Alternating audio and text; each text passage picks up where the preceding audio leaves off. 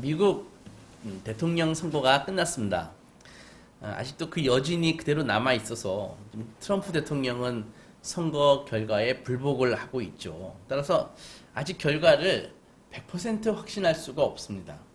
미국의 대선은 우리가 알듯이 한국의 대선하고는 사뭇 다릅니다.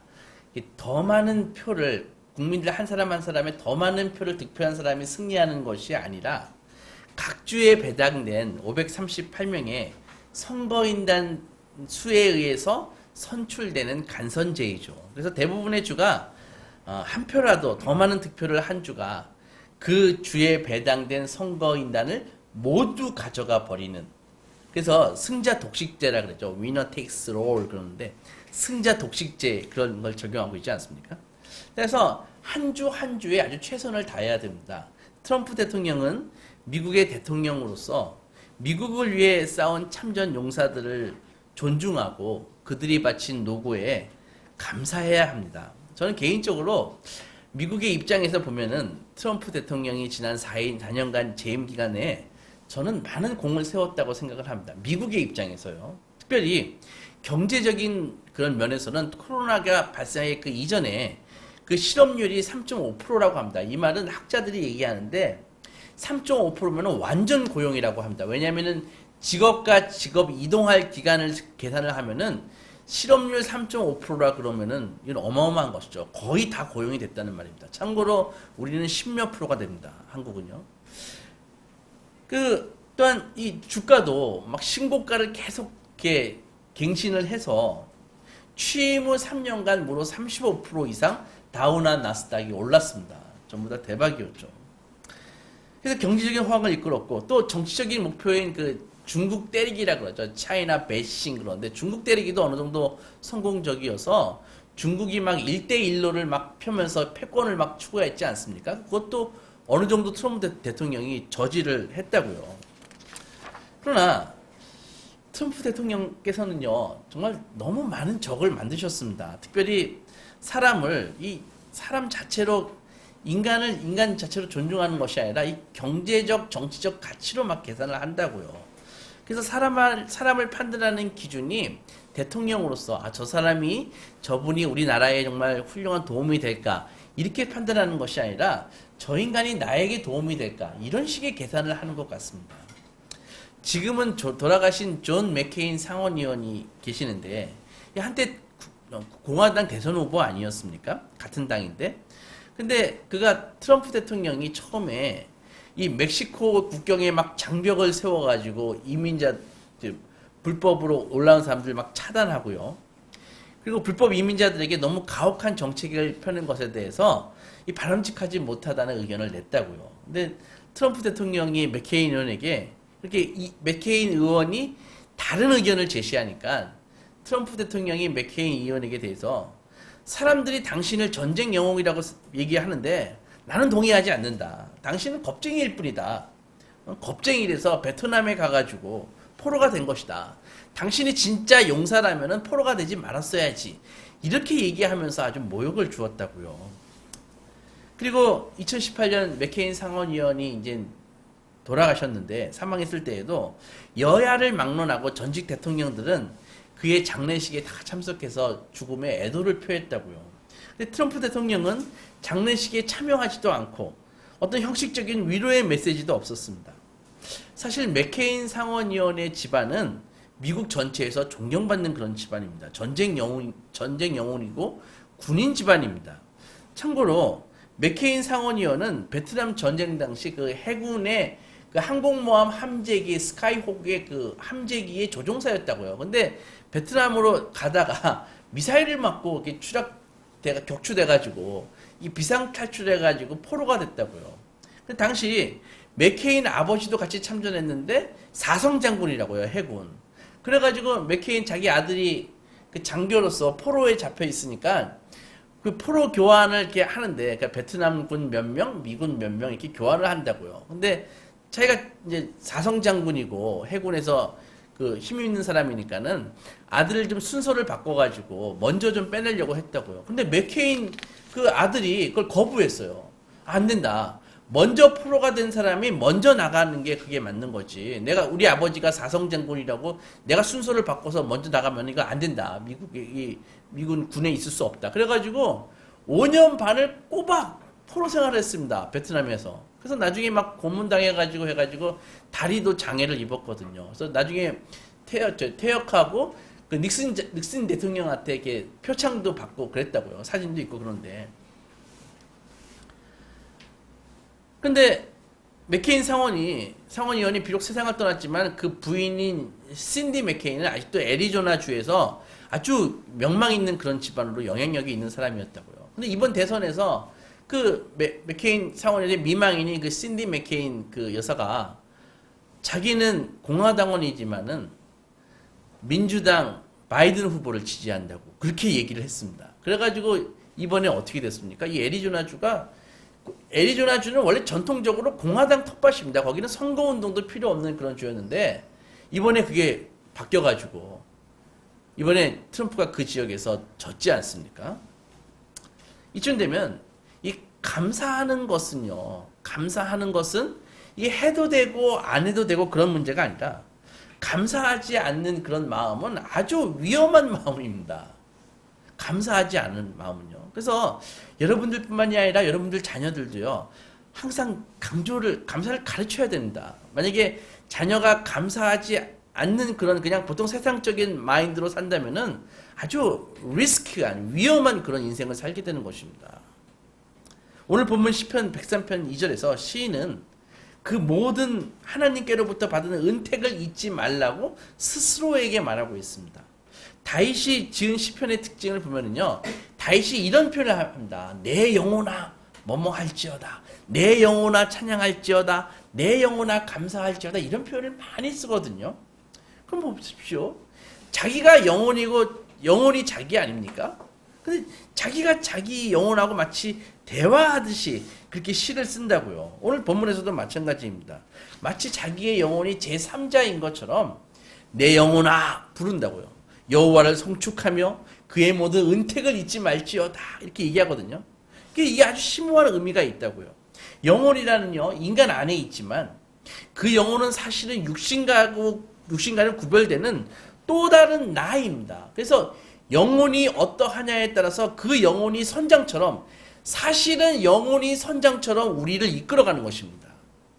영혼이 선장처럼 내 육신을 이끌어간다고요. 그게 바로 이 구약의 마인드입니다. 정신입니다.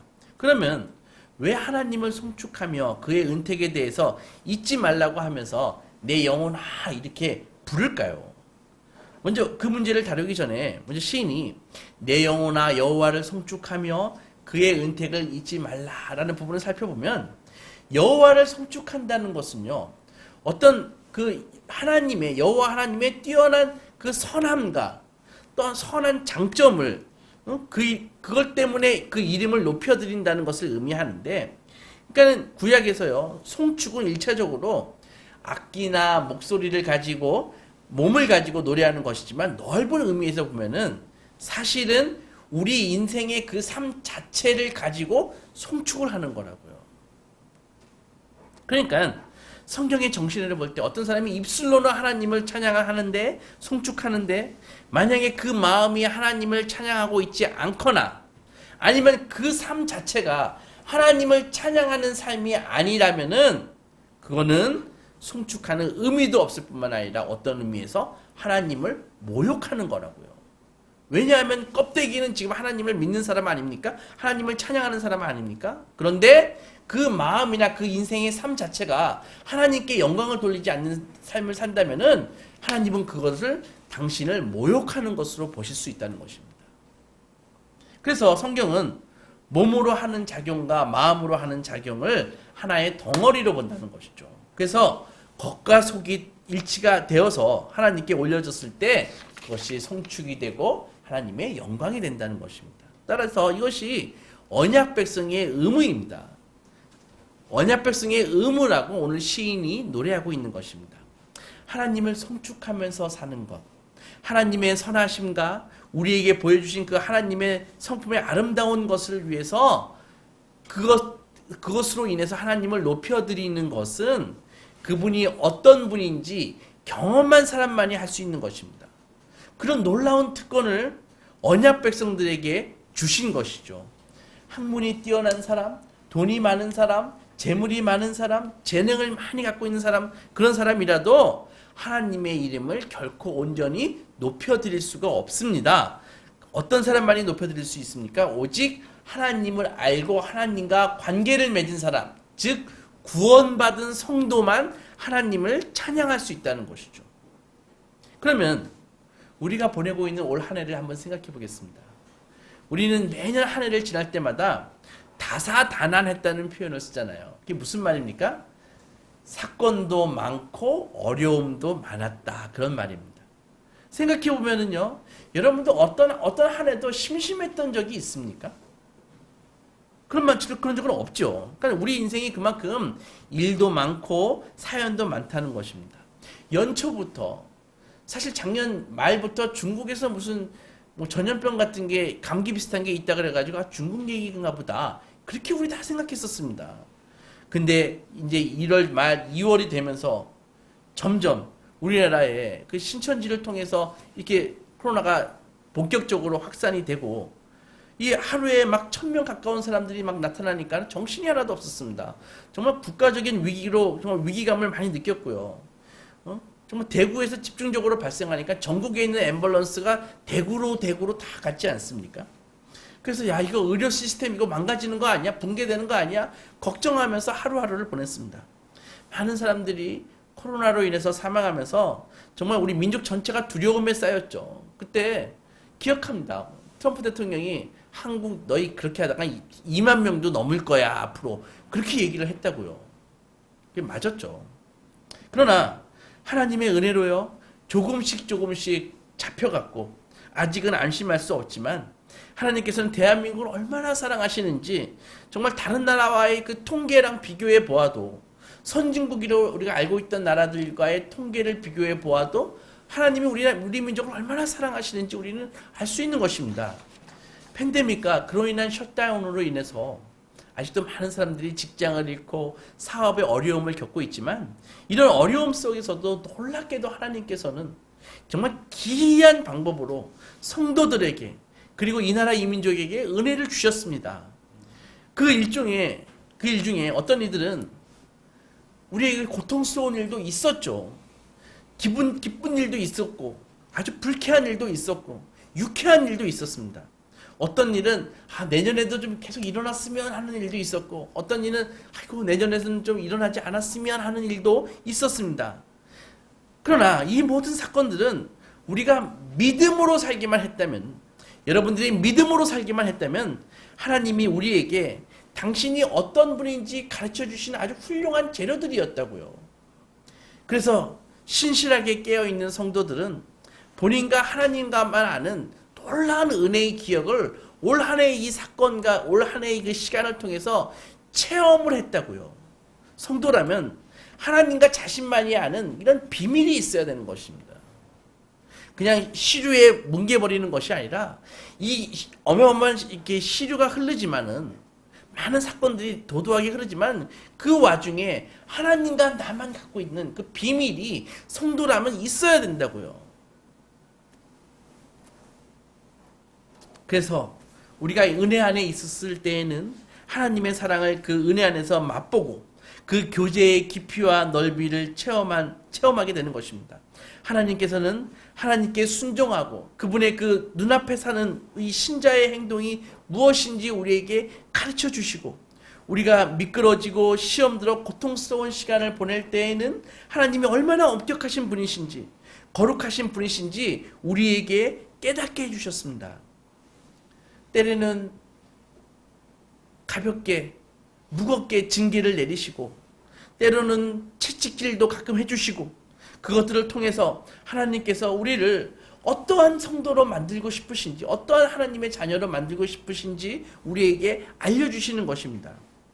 우리가 믿음으로 살지 않았기 때문에 1년 동안 우리에게 일어난 일들 중에 어려운 일들이 있었던 분들도 있었을 것입니다. 그러나 우리가 믿음으로 살기만 하면 우리에게 1년 동안 생긴 모든 사건들과 삶들은 때로는 주님이 우리를 아프게 가르쳐 주시고, 때로는 우리에게 달콤하게 가르쳐 주시고, 때로는 쓰라리게 우리에게 교훈을 해주셨지만, 결국은 우리가 믿음으로 살기만 하면 하나님께서 이 모든 사건들을 통해서 우리를 깨닫게 해주시고 알게 해주신 것입니다.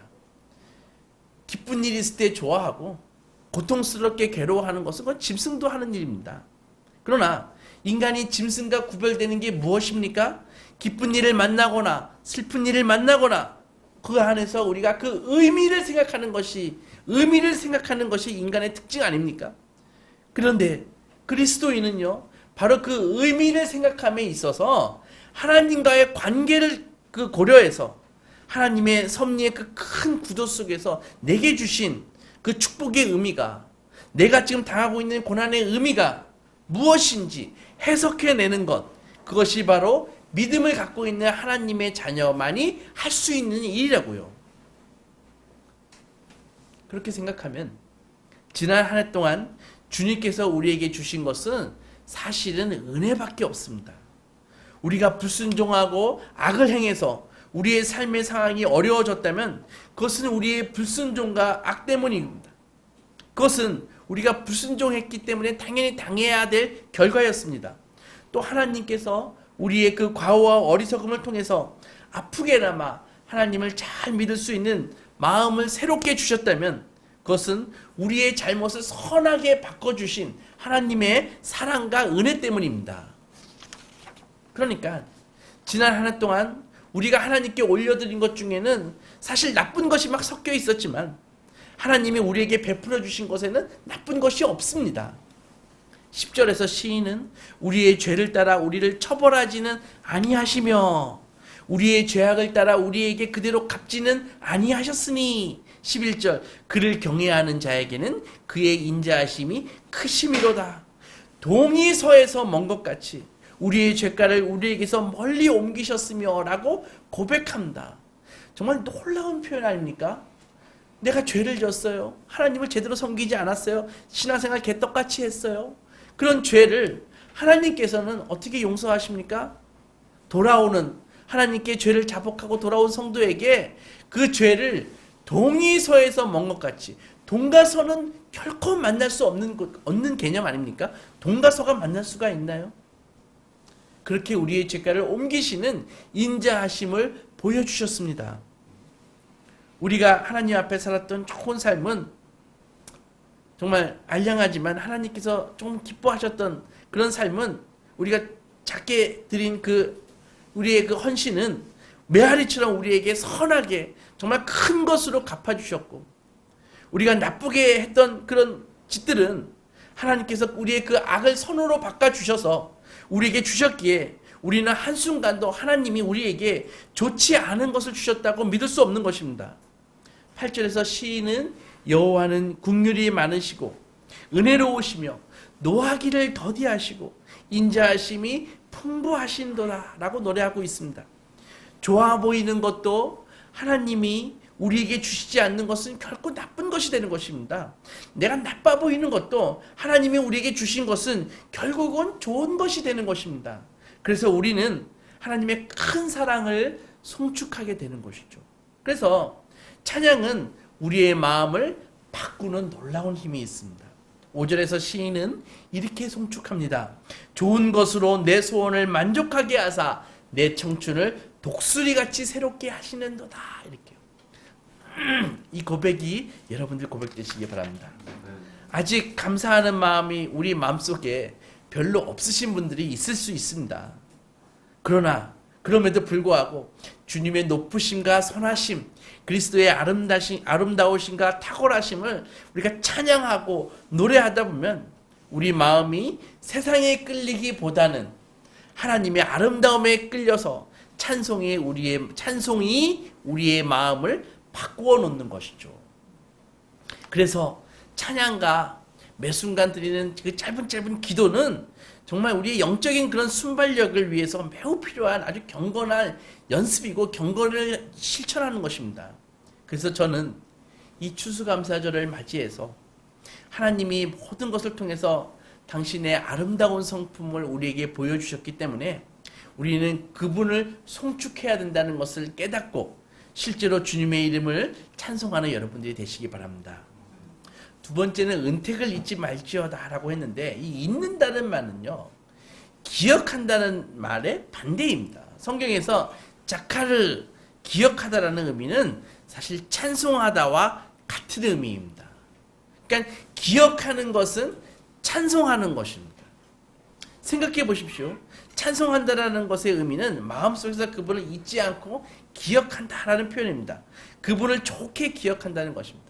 저를 이렇게 잊지 않고 기억해 주셔서 감사합니다 라고 말할 때 원수를 찾아가서 누가 그렇게 얘기하는 사람이 있습니까? 그러니까 은택이란 하나님께서 언약 백성에게 베푸시는 특별한 은혜와 혜택입니다. 우리가 일평생 살면서 영적으로는 구원을 받고 인도와 보호를 받았고 마지막으로 천국의 유업을 주시고 하나님께서 모든 것을 다 책임져 주시고 그런 하나님의 사랑을 실제적으로 삶의 영역에 있어서 영혼과 마음 그리고 육신의 필요를 채우시는 하나님의 공급이 있었습니다. 그래서 육체는요, 하나님의 그 일반 은총을 통해서 우리 직업을 통해서 주시는 많은 공급을 받고 영혼은 하나님께서 베풀어 주시는 특별한 은총으로 말씀의 은총과 성령의 은혜로 우리들이 힘을 얻으면서 인생을 살아왔으니까 사실 금년뿐 아니라 구원받은 다음에 받았던 살아온 우리의 모든 삶이 하나님의 은택에 빚진 삶이라는 것이죠. 이것을 잊지 않는다의 의미는 언제든지 자기가, 여러분들 잘 들으세요, 내가 잊지 않는다는 것에, 하나님의 은혜를 잊지 않는다의 의미는 하나님의 은택에 내가 빚진 사람이라는 것을 언제나 기억하면서 하나님을 위한 어떤 희생과 수고도 마다하지 않겠습니다 라는 고백이 바로 잊지 않는다의 고백이라는 것이죠. 우리에게 베풀어 주신, 영혼이 궁핍할 때 베풀어 주신 그 하늘 자원과 많은 은혜, 그리고 나의 죄를 용서해 주신 것, 그리고 일반 은총으로 내 필요를, 이 땅의 자원으로 나의 육체의 필요를 채우셨던 것, 그 이끌어 주신 모든 은책을 잊지 말라는 것은 단순히 감사하라 이런 것보다 아주 더 깊은 의미가 있다는 것입니다. 시인은 이것을 스스로에게 가르치고 있는 것입니다. 우리는 하나님께 은택을 받은 자이다. 우리가 지금 누리고 있는 모든 좋은 것 중에 하나님께 받지 않는 것이 없다. 부모님이 살아계신 것도 은혜고, 우리 자녀들이 건강하게 1년을 보낸 것도 은혜고, 수없이 복음을 전해도 많은 사람들이 정말 완악해서 복음을 받아들이지 않는데, 이 완악하고 교만한 내 마음을 녹여서 예수 그리스도를 믿을 믿음을 주신 것도 하나님의 은혜인 것입니다. 애쓰고 노력했지만, 그러나 하나님께서 베풀어 주신 그 은혜 때문에 우리가 한 해 동안 먹고 입고 공급받으며 쓰면서 그렇게 주님의 은혜로 지금까지 살았습니다. 얼마나 감사합니까? 이것을 잊지 않는 사람들이 되어야 됩니다. 그런데 더 재밌는 것은 오늘 시인이 자기가 자기 영혼에게 속삭이고 있다는 것이죠. 마치 자기 자신의 영혼을 자기가 아니라 제3자인 것처럼 이야기하고 있습니다. 그 의미가 무엇일까요? 이런 것입니다. 우리는 우리의 눈과 피부, 귀를 통해서 많은 정보들을 받아들이죠. 그리고 그 모든 정보들은 사실 우리 육체를 통해서 들어오는 것입니다. 그런데 육체를 통해서 들어온 정보가 우리의 마음과 작용을 하고 우리의 영혼에 영향을 미칩니다. 이런 것들은 우리들의 마음속으로 아주 잘 들어오지만은 동시에 아주 잘 잊어버립니다. 잘 나가버립니다. 우리 옛말이 이런 말이 있습니다. 사람이 은혜는 어디에 새겨요? 은혜는 물에 새기고 원하는 돌에 새긴다. 그런 말이 있습니다. 그래서 물에 새긴 것은 사실 새긴 것이 아니죠. 흘러가 버리지 않습니까? 그러니까 사람들이 은혜를 물에 새긴다는 것이죠. 그리고 원하는, 자기가 좀 어렵고 자기에게 기분 나쁘게 했던 것들은 어디에 새깁니까? 돌에 새기는 것입니다. 그러니까 물에 새긴 거는 흘러가 버리고 돌에 새긴 거는 막 수백 년, 수천 년 남지 않습니까? 지금도 북한산 같은 데 가보십시오. 돌에 막 자기 이름 새긴 거 있습니다. 근데 그 이름을 이게 5년, 10년 전에 세운 것이 아니라 조선시대 때 새긴 이름이 아직도 남아있는 것을 자주 볼 수 있습니다. 그러니까 인간의 마음은 간사해서요. 하나님 앞에 그렇게 눈물을 흘리며 감사했던 그것이 오래가지 않고 그냥 잊어버린다는 것이죠. 그래서 오늘 이 시인은 자기가 비록 하나님께 은혜를 많이 받아서 성축하고 있고 하나님께서 베풀어 주시는 은택에 대해서 그렇게 크게 감사하고 있지만 이것을 육체와 마음에 그냥 맡겨두면 오래 가지 않을 것이라는 것을 알았기 때문에 영혼에게 부탁하는 것입니다. 그리고 타이르는 것입니다. 영혼아. 믿음으로 보는 것이죠. 영혼은 눈과 코나 귀가 없지 않습니까? 손과 같은 피부로 접촉하는 것이 아니라 영혼은 하나님을 바라보고 믿음으로써 직접 하나님에 대한 정보를 얻어내는 것이죠. 이것을 가리켜서 우리는 믿음이라고 얘기하는 것입니다. 이렇게 영혼이 우리의 육신에만 의존하지 말고 선하고 위대하신 하나님을 직접 바라보면서 내 육신은 물에 새기니까 영혼이 네가 직접 하나님을 바라보고 하나님이 우리에게 베풀어 주신 은혜가 얼마나 크고 놀라운지를 육신은 끊임없이 스쳐가는 세월 속에서 번잡한 가운데 잊어버릴지라도 네 영혼만은 잠잠히 하나님을 바라보며 하나님이 우리에게 베풀어 주신 구원과 소망 주신과 공급과 은혜와 자비를 잊지 말지어라, 잊지 말아라 라고 타이르는 것입니다. 하나님이 우리에게 베풀어 주신 모든 은혜에 대해서 하나님을 송축하고 베풀어 주신 은혜에 감사하기 위해서는 우리들이 육신에만 의존해서 하나님께 감사하지 말고 우리의 믿음을 공고히 하고 그분이 얼마나 선하시고 아름다우시고 자비로우신가 하는 것을 믿음으로 굳게 붙들고 살아가야 되는 것입니다. 그럴 때 우리 눈앞에 펼쳐지는 환경들이 수시로 변해도 우리의 마음이 그것 때문에 흔들리지 않고 영혼을 통해서 바라보는 하나님을 굳게 붙들고 신앙할 수 있다는 결론을 얻을 수 있는 것입니다. 이렇게 영혼에 의해서 설득되고 믿음에 의해서 해석되어서 우리의 과거를 바라볼 때 우리의 육신의 눈으로 볼 때는 괴로워 보이는 많은 일도요. 우리의 마음의 믿음의 눈으로 보면은 감사할 수 있고 우리에게 일어난 가장 가슴 아픈 일도 우리의 믿음의 눈으로 보면은 그 하나님의 사랑과 은혜가 너무 감사하다는 결론에 이르는 것입니다. 사랑하는 소망교회 성도 여러분, 많은 성도들이 간과하는 그냥 잊어버리는 하나님의 복이 있습니다. 그게 바로 해석의 복입니다.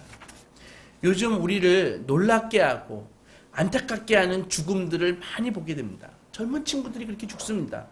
아무리 괴롭고 힘들어도 사는 것이 그냥 나을 텐데 자신의 그 어려운 삶에 대해서 해석을 잘못하는 것이죠. 그래서 스스로 생을 마감해버리고 망하바는 너무 안타까운 불쌍한 죽음들을 자주 보게 됩니다. 놀랍지 않습니까? 잘못된 해석이 삶과 죽음을 결정한다는 것이죠. 잘못된 해석을 통해서 감사하지 않고 상대를 막 비난할 때 자기의 앞길을 망쳐버리는 것입니다. 앞으로도 우리의 삶에는 많은 어려움이 있을 것입니다. 그러나 하나님과 동행해서 그분의 말씀을 주야로 묵상하고 그분과 대화를 이어가는 성도들에게는 하나님께서 해석의 복과 형통의 복을 주시는 것입니다. 특별히 감사는 해석의 복에 해당하는 분야입니다. 즉 해석한다는 것은 자신을 향한 하나님의 섭리를 깨닫는 복입니다. 우리의 말이라는 것은 생각의 나타남이지만은 우리의 생각을 모아서 하나님께 감사하고 송축할 때 그것은 우리의 마음에까지 영향을 미쳐서 그래서 우리가 의식적으로라도 하나님 앞에 감사해야 되는 것입니다. 그래서 지금까지 인도해 주신 하나님의 은혜에 매일매일 공급해 주신 하나님의 거룩한 그 사랑, 이것을 깊이 사랑하고 감사하고 높이는 우리 소망의 자녀들이 되시기 주님의 이름으로 축원합니다.